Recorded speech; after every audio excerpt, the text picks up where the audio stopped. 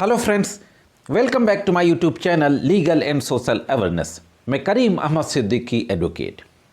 साथियों, मैंने अपने कई वीडियोस में क्रिमिनल केसेस के इन्वेस्टिगेशन और ट्रायल का प्रोसेस और डिस्चार्ज से संबंधित जो मेरे वीडियोस आए हैं उनमें मैंने बताया है कि किसी भी व्यक्ति के विरुद्ध जब किसी पुलिस स्टेशन में संज्ञेय अपराध में एफआईआर रजिस्टर कर ली जाती है, फिर इन्वेस्टिगेशन होता है और इन्वेस्टिगेशन के दौरान अगर एविडेंसेस उसके अगेंस्ट पाए जाते हैं, जो आरोप एफआईआर में लगाया गया है अगर उससे रिलेटेड कोई सबूत पाए जाते हैं, तो फिर चार्जशीट कोर्ट में फाइल कर दी जाती है। चार्जशीट फाइल होने के बाद वह व्यक्ति जाता है, हाजिर होता है, बेल वगैरह कराता है। इसके बाद पुलिस पेपर्स की कॉपियाँ दी जाती हैं और फिर उस व्यक्ति के ऊपर चार्ज बनाया जाता है। चार्ज फ्रेम करते समय न्यायालय के द्वारा यह देखा जाता है कि इसके खिलाफ जो चार्जशीट आई है उसमें पर्याप्त सबूत हैं कि नहीं हैं। अब मैं इसलिए बता रहा हूं कि यहीं पर एक और टेक्निकल और लीगल इशू है जिसके बारे में आज के इस वीडियो में बात करने जा रहा हूं।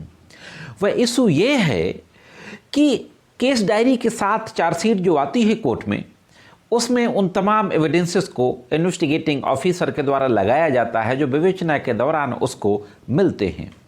लेकिन अक्सर देखने में ये आता है कि मुल्जिम के द्वारा जो डॉक्यूमेंट्स अपने फेवर के दिए जाते हैं या जो उन आरोपों के अगेंस्ट जो उस पर लगाए गए हैं एफआईआर में, अगर कोई एविडेंस दिया जाता है आईओ को, इन्वेस्टिगेटिंग ऑफिसर को, तो उन एविडेंसेस का जिक्र केस डायरी में नहीं किया जाता।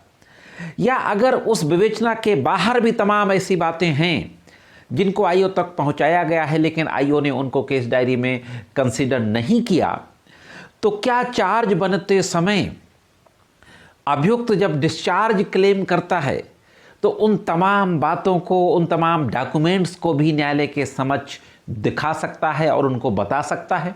और न्यायालय का क्या उन डॉक्यूमेंट्स पर जो केस डायरी का पार्ट नहीं हैं उन पर विचार कर सकती है? इन्हीं सवालों के जवाबों को आज के इस वीडियो में ढूंढेंगे।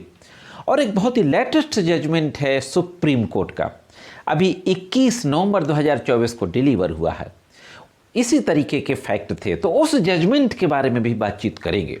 तो साथियों, बहुत महत्वपूर्ण जानकारी है, जुड़े रहे आखिरी तक। देखते हैं कि पूरा मामला क्या था और फाइनली सुप्रीम कोर्ट के द्वारा क्या कहा गया। दोस्तों, सबसे पहले जो केस सुप्रीम कोर्ट गया, इस केस का जिक्र कर लेते हैं। यह केस था रजनीश कुमार विश्वकर्मा वर्सेज राष्ट्रीय राजधानी दिल्ली, क्रिमिनल अपील नंबर 4680/2024। पूरी डिटेल आपकी स्क्रीन पर है। और अभी 21 नवंबर 2024 को इसमें आदेश पारित किया गया। इस केस के फैक्ट ये थे कि हस्बैंड के द्वारा मैट्रिमोनियल डिस्प्यूट हो जाता है। जब वाइफ और हस्बैंड में दोनों एक दूसरे से सेपरेट हो जाते हैं, विवाद ज़्यादा बढ़ जाता है, तो हस्बैंड के द्वारा एक सूट फाइल की जाती है सेक्शन 12 हिंदू मैरिज एक्ट में, मैरिज को नल एंड वाइड डिक्लेयर करने के लिए। जब हस्बैंड के द्वारा ये सूट फाइल कर दी जाती है, इसके बाद वाइफ के द्वारा हस्बैंड के खिलाफ एक एफआईआर दर्ज करा दी जाती है। डाउरी की डिमांड करने, वाइफ के साथ क्रूअलिटी करने, इन तमाम आरोपों को लगा करके और उसका स्त्रीधन छीन लेने एक एफआईआर दर्ज करा दी जाती है सेक्शन 498A, 406 और 34 इंडियन पेनल कोड में।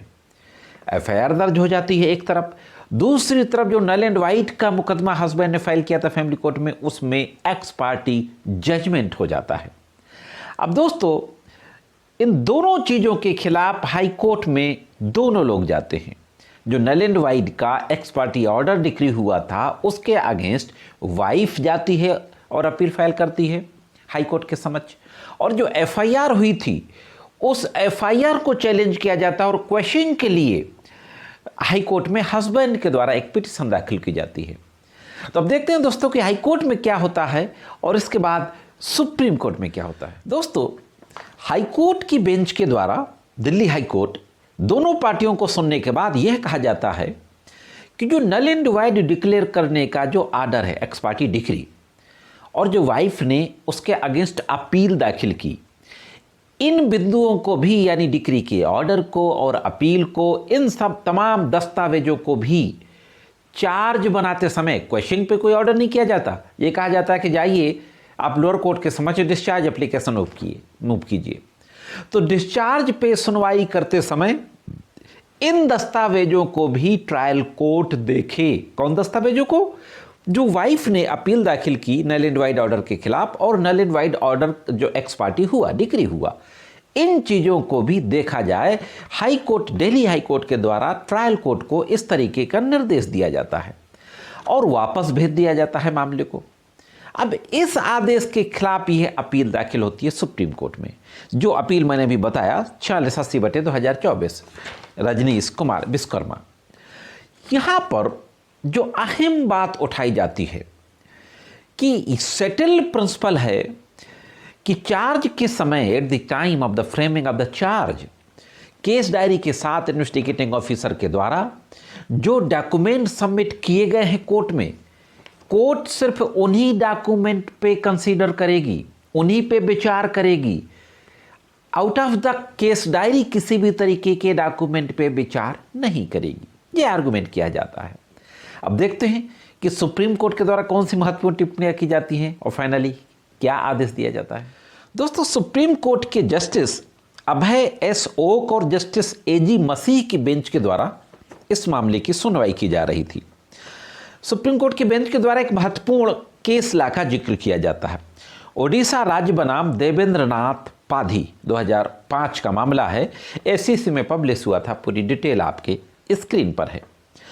और कोर्ट के द्वारा कहा जाता है कि यह सेटल लॉ है, जिसको हम फिर से रीइटरेट कर रहे हैं, फिर से दोहरा रहे हैं कि डिस्चार्ज के एप्लीकेशन पर विचार करते समय ट्रायल कोर्ट किसी भी दस्तावेज पर विचार नहीं कर सकती जो चार्जशीट का हिस्सा नहीं है। हाँ दोस्तों, सुप्रीम कोर्ट ने ओडिशा राज्य बनाम देवेंद्र नाथ पाधी के केस में बात कही थी कि trial court out of the chargesheet, out of the case diary किसी डॉक्यूमेंट पे विचार नहीं कर सकती at the time of the hearing of the discharge application.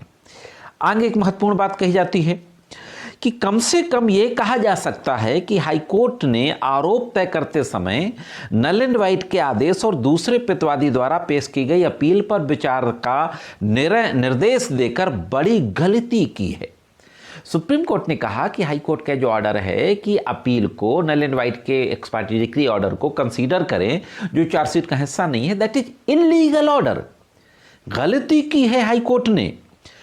न्यायालय ने देवेंद्रनाथ पाधी के मामले में जो कानून की बात कही गई थी, उसकी बात कहते हुए कहा जाता है कि हाई कोर्ट ने इस कानून में जो प्रिंसिपल लेट डाउन किए गए तो उसके खिलाफ फैसला दिया है, वापस जो ट्रायल कोर्ट को भेज दिया, जो कि आरोप पत्र का हिस्सा नहीं है, उन डॉक्यूमेंट को कंसीडर करने का निर्देश देते हुए इस तरीके से हाई कोर्ट के ऑर्डर को सुप्रीम कोर्ट की बेंच ने इलीगल माना, अवैध माना और आंशिक रूप से अपील की अनुमति दी और दोबारा फिर से 17 दिसंबर को हाई कोर्ट के समक्ष इस मामले को लिस्ट होने का डायरेक्शन दिया साथियों।